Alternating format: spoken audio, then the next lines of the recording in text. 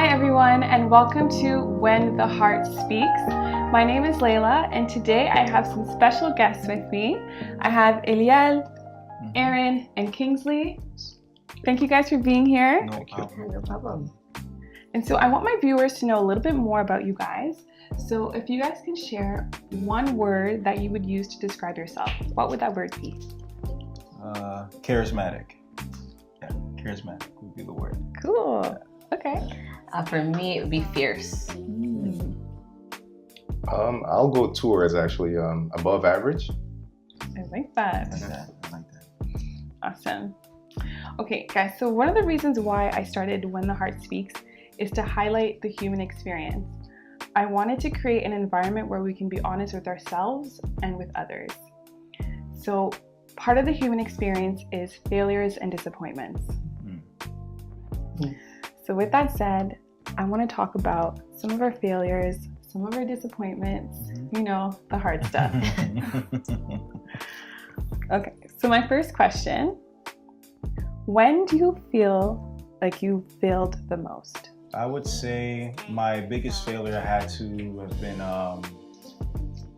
or just my biggest failures in general, not to pinpoint one specific situation, would be when I'm not putting in the effort that I should be, or not working as hard as I should be, because I feel I'm a strong believer in anything you put in, you get out. So selling yourself short or not, you know, listening to someone when they tell you that they're not feeling well, or not studying for an exam that you know you should be studying for, just selling yourself short.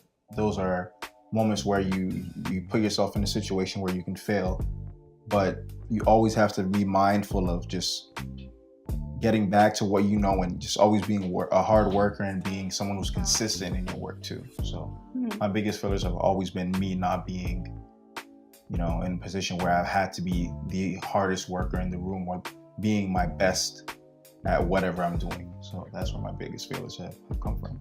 And why do you think that? Why do you think you didn't work the hardest in the room?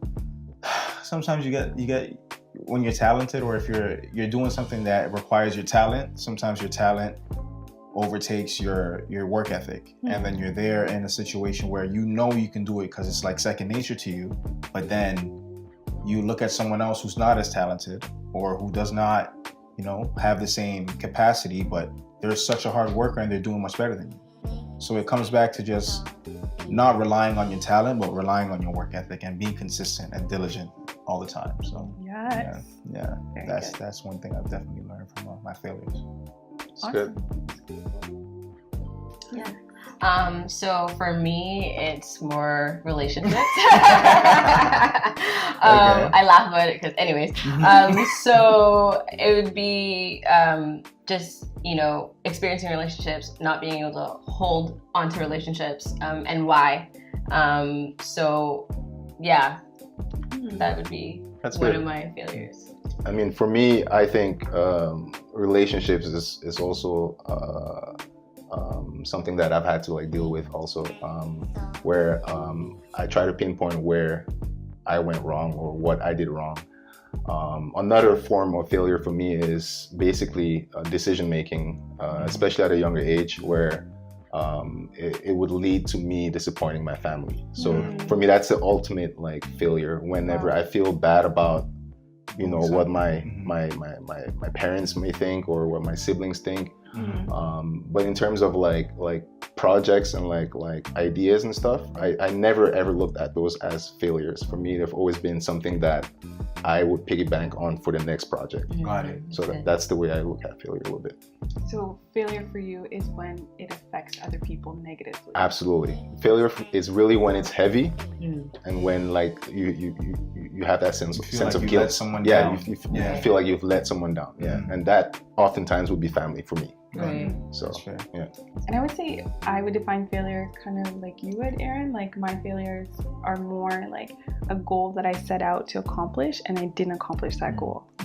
And so for me, I would say one of my biggest failures is the goal that I set out in 2016 to train for the Olympics. And I trained, I've been running track for years prior to 2016, and I felt like this was the year to kind of try out for that Olympic team. And I sacrificed a lot. Like I went from working full-time to working part-time to doing what we call 2-a-days. So I'm doing a workout in the morning, going to work, doing a workout in the evening, 5 days a week, and like just basically just sacrificing my life for this goal. And so 6 months before the Olympic trials, I get into my very first car accident of my life. That's crazy. And the timing was just crazy. And I just remember my mom telling me, like, you need to slow down.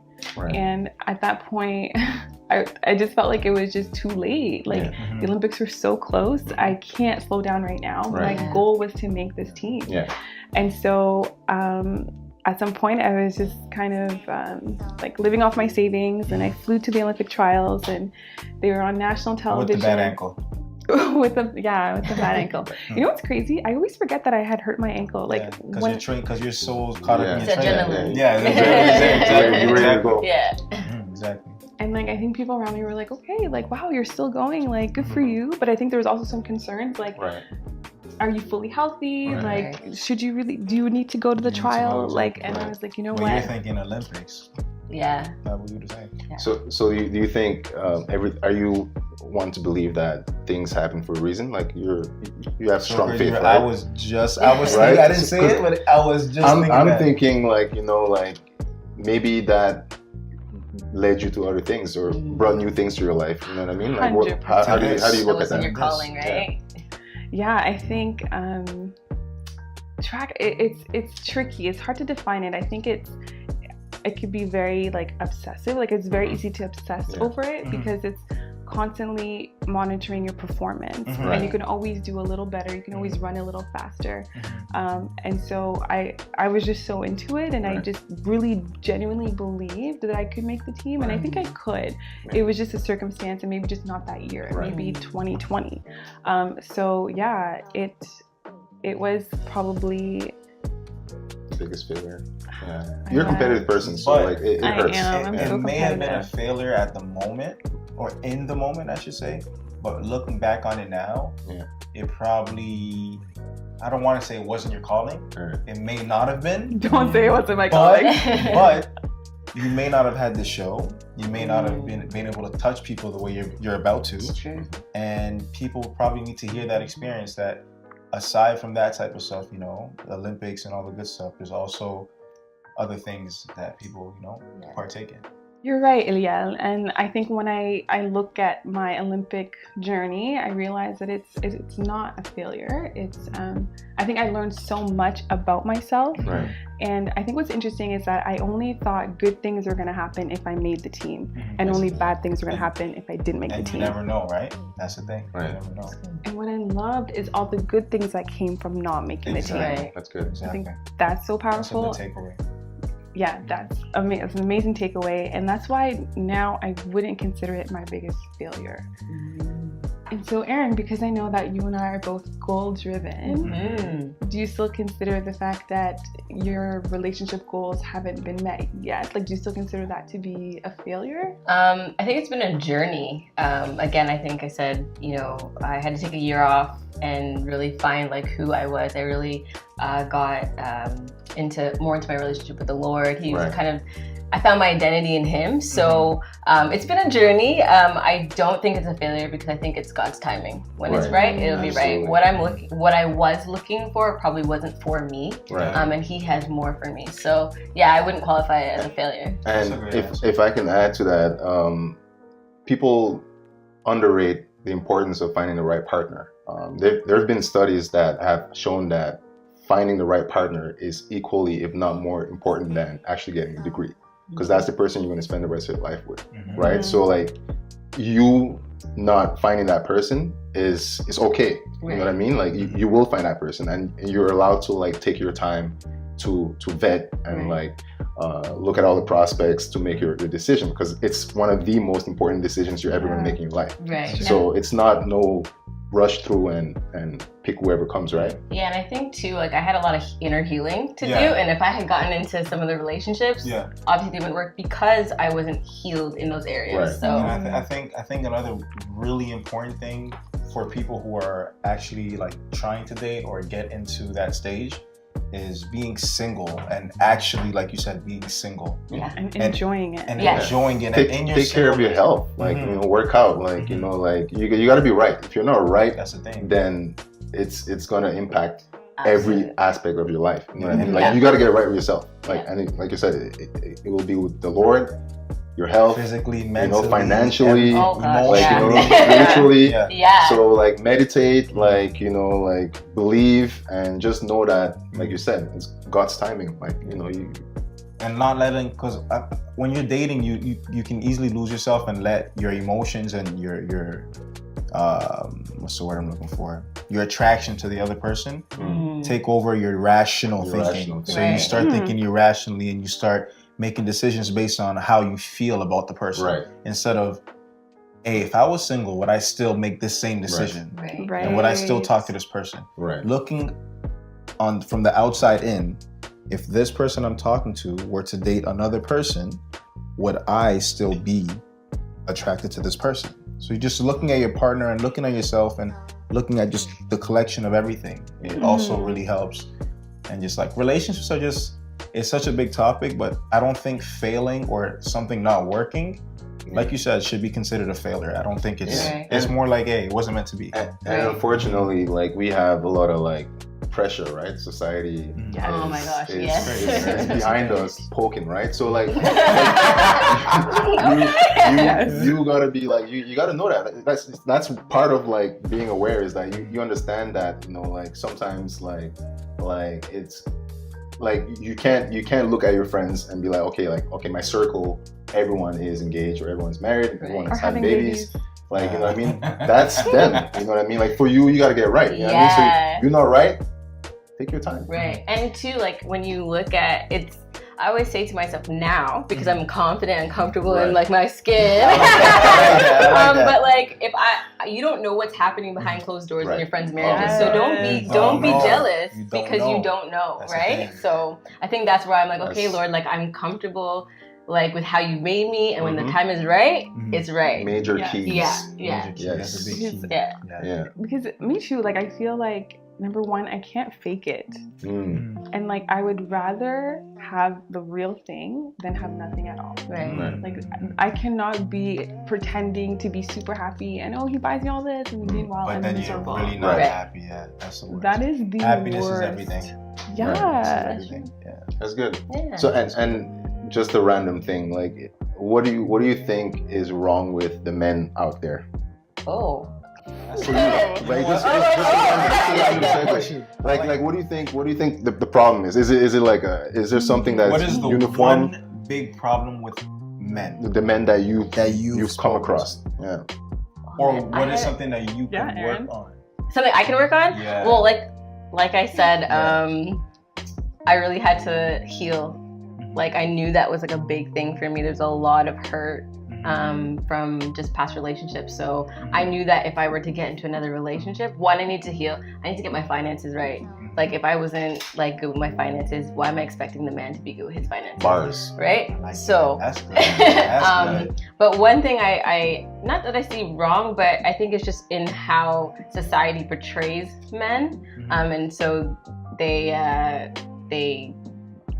I don't even know. To answer your question, I don't know. One thing that's wrong. What have you come across? Like what's that thing that, you know? I mean, I haven't come across anything in 6 years. If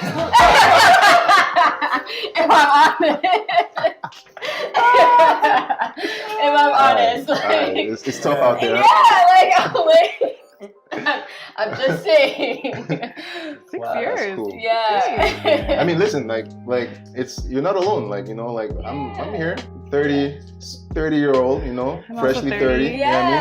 And I can't understand right now that I'm in my prime. You understand what I'm saying? Like in my prime. So perspective. it's all about perspective. So like at a certain age, it hit me. I'm like, you know what? Like, cool. Like I always like being with someone. You know what I mean? So like oftentimes that might have been the reason why like I maybe settled. But now it's like I'm looking at ways to like take care of my health first. You know what I mean? Keep myself preoccupied, because I live a busy life. So the person that I'm gonna like bring into that life is someone that's gonna be, you know, already like have their own thing going on, but also like understand what I'm doing and wants to like merge together. You know what I mean? So 100%. yeah, it's really tough. Yeah. But like you said, self-awareness, like I'm super well aware. Like Self-awareness is everything. Very key. Good. Yeah. You know what I mean? So I wouldn't say there's necessarily anything wrong with the men per se. I think the issue is kind of with the way women are brought up. I think at a young age, we're just taught like, you need to get married. Or even if we go even younger, like fairy tales, you know, it's like this princess and like this glass shoes. Right. Yeah. Your prince is gonna come and save you and you'll live happily ever after. Like, that's a lie. Right. Who, like, okay, maybe it's happened to a couple girls, but that's not really reality. And so I think growing up subconsciously, we kind of expect men to like be ready to save so us. it's deeply rooted then. Yeah, it's something that's ingrained. Like it's something that we're trying to shake. Like, you know, that we gotta like move from and understand that, you know, it's tough out there. You know, it's crazy out there, and yeah, so you gotta like I don't know, just gotta be patient. Right. So I think there's like this standard or this expectation for women to aspire to be married and to be with a partner, whereas men, hey, go to law school, be a doctor. That's but like women, it's like, do you know how to cook and clean for your future? It's a lie. Right. Yeah. But I also feel on the other side, like in the time that we're in now, we're like, oh yeah, we're women and we don't need men. We do need men. 100%. Like, you know, like, so we're on two sides of the spectrum right now. Like, you know, we grew up, yes, your Prince Charming's gonna come, etc., but now we're like, oh, like, and don't get me wrong, like, I love women, like, we're all good people, and, you know, we're strong, but just like toning it down a bit. Finding the balance. We need to find a balance between the feminist, you know, movement and the Western society still. Because right now it's like feminist, right? Right. We're transitioning. We're already there. Right. So we need to kind of bring back that Western way of thinking a little bit. Right. Not that you guys need to dial it back, but let's just bring that back up a little bit. Yeah. Yeah. Sounds good. Okay. So this concludes our show. Thank you guys so much for being here, for sharing your hearts and your journeys with us. Thanks for having us. Anytime. And we want to hear from you. How do you define failure? Please like, comment, share, and subscribe. And until next time. Bye.